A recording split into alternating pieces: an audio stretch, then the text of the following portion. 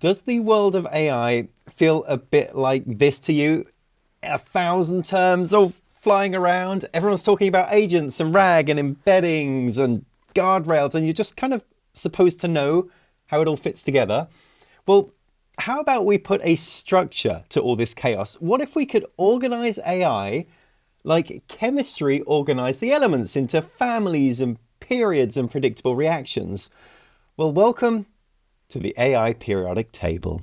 Now, a quick disclaimer, there is no official AI periodic table like there is in chemistry. This is my take on what the structure could look like. But once you understand it, you can basically decode any AI architecture, any product demo, any vendor pitch.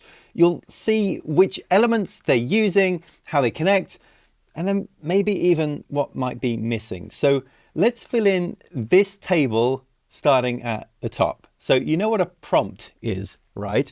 Well, that's my first element, PR. Now, a prompt contains instructions that you give to an AI, like write me an email or summarize this document or explain quantum physics. And where this sits actually matters. So this element sits in a particular row, row number 1, and row number 1, this represents primitives. Now, you can't really break prompting down any further than this. You could say that it's atomic. And then this also sits in a column as well, which we're going to call groups or families. So this is G1, and G1 is reactive.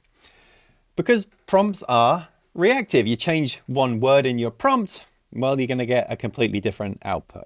So that's the made-up element of PR for prompting. But prompting isn't alone in this group. It has a family of elements that get more reactive as you go down, and it's not alone in this row either. So we're going to map out 5 families across the top, and then we've got 4 rows down the side. And then you see these empty spaces here. Well, they're there for a reason, and we'll get to that. But let's fill in the rest of the primitives, row number 1. So what's the next element? Well, the next element is EM.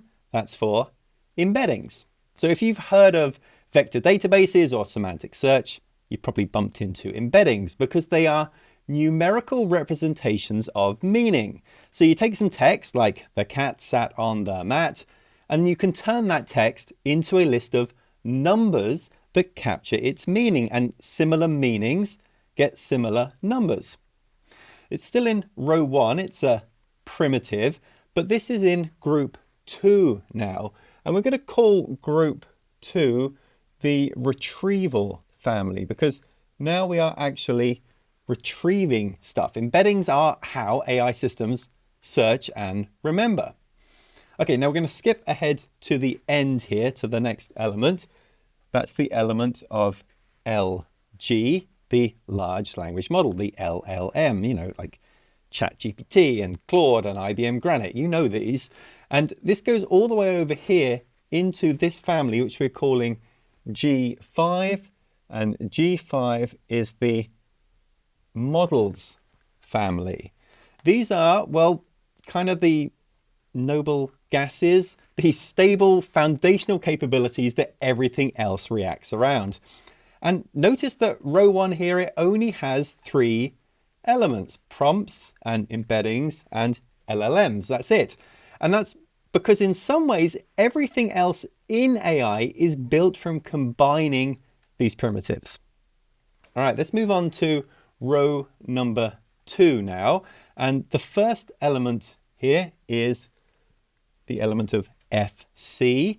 That's function calling. So this is when your LLM calls a tool before giving an answer. So perhaps it invokes an API. If you ask a model, what's the weather? Well, the model's going to call a weather API to give you some real data. So it's still in the reactive family, group 1. It's making things happen and taking action, but it's not a primitive anymore. So this is row 2, and row 2 is all about compositions.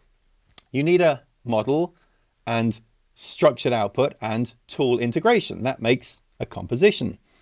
And watch how the reactive family continues to evolve. So down here, we've got the element AG, that's agents.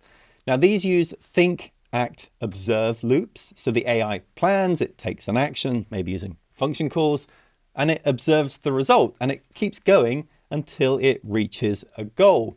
And that is row 3, which is all about deployment, putting these things actually into production. So look at the progression we've got here from prompt to function to agent, or we could say from control to action to autonomy. That's the reactive family. All right, let's fill in the rest of row 2 here. So the next element, that is the element of VX, vector databases. These are data stores optimized for semantic search. You can store millions of embeddings and then query them to find the most relevant ones. This is group 2 now, the retrieval family, because vector databases are storage for semantic search. You compose embeddings, that's why it's row 2, into a vector store. Okay, what's next? Well, the element of RG, that's RAG, Retrieval Augmented Generation, one of my favorites. We've done a bunch of videos on this. So you have a question, the system retrieves relevant context from your documents using embeddings and vector databases. Then it augments the prompt with that context. Then the LLM can generate an answer based on what it retrieved. So where does that go? Which family? It's going to go under the family of G3, which is the orchestration family, because RAG orchestrates multiple elements together, embeddings and vector stores and models. And notice that there is no primitive here in row 1. It's because you can't really orchestrate one thing. Orchestration only emerges when you're combining multiple pieces. Okay, next in row 2, we have the element of GR, that's guardrails. So we're talking runtime safety filters, maybe schema validation, basically just making sure that the AI doesn't say something that it shouldn't do or just kind of output pure garbage. And that sits under the group 4, which is all about validation. And then rounding out row 2, the last element is MM, that's for multimodal models. So these are LLMs that can kind of process images and they can process audio as well as being able to read text. So it's still column 5, the models family, and that is row 2 complete. We've got 5 compositions that honestly basically power most AI systems today, these guys. All right, let's finish row 3. So we had AG for agent. The next element is FT for fine tuning. So you take a base model and then you adapt it. You train it on your specific data, on your domain, on your use case, like fine tuning on medical papers or on your company's code base. Now it's under the retrieval family because fine tuning is adaptation. It's baking memory directly into the model's weights. So look at that column now. We've got embeddings, which encode meaning. We've got vector databases, which store for search. And then we've got fine tuning, which stores in parameters. So 3 timescales of memory. Okay, next up is FW. That stands for frameworks. So we're talking about things like, well, LangChain. These are the platforms that tie everything together to build and deploy AI systems. So very much under the orchestration family. Next is RT, that's red teaming. This is adversarial testing, where we're basically trying to break the AI. So jailbreaks and prompt injection and data exfiltration. It's under the validation family. And then under models, let's also throw in the element of SM. That's for small models, distilled, specialized models. They're fast, they're cheap, they maybe run on your phone. All right, one last row, and first up is the element of MA, that is multi-agent systems. So this is not one AI, it's multiple AIs that are all working together. They're debating and collaborating and specializing. So maybe one agent does the research, one does the writing, one critiques all of it, and they coordinate to solve complex problems. So this is a new row. It's row number 4, and I'm going to call row number 4 emerging. Now, this is not science fiction, it's stuff that's happening now, but it is still rapidly evolving. This is the reactive family kind of taken to the extreme. Right, so what else can we add to this row? Well, I would argue we could put SY here for synthetic data. This is using AI to generate training data for AI, which, yeah, sounds kind of weird, but it works. So if you can't get enough real examples, you can generate synthetic ones. Now, this is not new, but it is emerging because as we hit the limits of available data for AI to train on, more and more is being done with synthetic data. All right, notice there's a gap here. I think there's really no clear emerging orchestration paradigm yet, at least to my eyes. What goes beyond frameworks here? Well, I should be curious to learn what you think would fill in that gap at some point. Anyway, moving on, the next element is IN for interpretability. So this is about understanding why a model does what it does, kind of peeking inside of the black box and finding the neurons responsible for specific behaviors. And it's in the validation family, as this is frontier safety work. And then rounding things out, we have the element of TH. This is for thinking models, models that don't answer immediately. They spend time reasoning. There's basically chain of thought built directly into the architecture. Test time compute scaling. These are the smartest models today. Those are the ones that tend to be thinking models. So there it is, the AI periodic table, at least my attempt at it. But periodic tables aren't just for memorization, they're for predicting reactions. And let me show you how these elements combine. So I'm going to show you 2 reactions, but any AI system could be modeled here. So first, let's build a chatbot that knows your company's documentation. It's one of the most common patterns in production AI. So it starts with the element EM embedding. So you take your documents and you turn them into vectors, and then you store them. Where do you store them? In the element of VX, into vector databases. Now, when a user asks a question, we use RAG, that's the element RG, and that is going to query the vector database and retrieve the relevant chunks. And those chunks augment the prompt here, the PR element, and that gets sent to the large language model, the LG, to generate an answer that's grounded in your data. So we've got these 5 elements here all combining.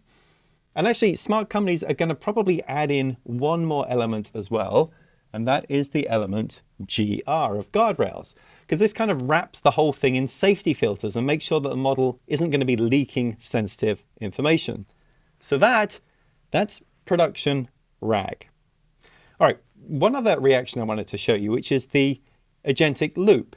So you give the AI a goal. Let's say the goal is book me a flight to Tokyo next month under $800. So the element we're going to use for that is AG.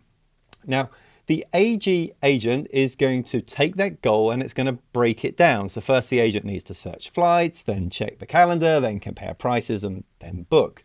So to do that, it uses FC, function calling. Function calling calls external tools, so the flight APIs, the calendar APIs, and the payment systems. And then the agent observes the results and decides the next action. So this is basically a loop that goes back and forth here. Think, act, observe. Think, act, observe. So that's the start of the reaction, but you might also build and deploy this using a framework. And that framework kind of gives you all of the plumbing you need for this loop. So we've got here the AG element that's looping around FC, and it's deployed into FW, into the framework. That's the agentic reaction. And there are so many different reactions we could show here. AI image generators, for example, which use the prompt as the text description, which is then sent to a multimodal model to output an image, or code assistants, which are fine-tuned on code, which is then used to build a prompt with the context and is then processed by the large language model, the LG, to generate completions. They all basically fit somewhere in here. So here's your challenge. Next time somebody pitches you with a fancy new AI feature or a new AI product or even an AI startup idea, try mapping it to this table. What elements are they using? What reactions are they running? Are they missing a safety element? Are they over-engineering the orchestration? Are they using a thinking model when perhaps a small model would just do the job just as well? It's all right here, a way to categorize and link all of these AI terms we talked about at the beginning. So what do you think? Will we be seeing a version of this plastered on school classroom walls, like the real periodic table at some point? Let me know in the comments.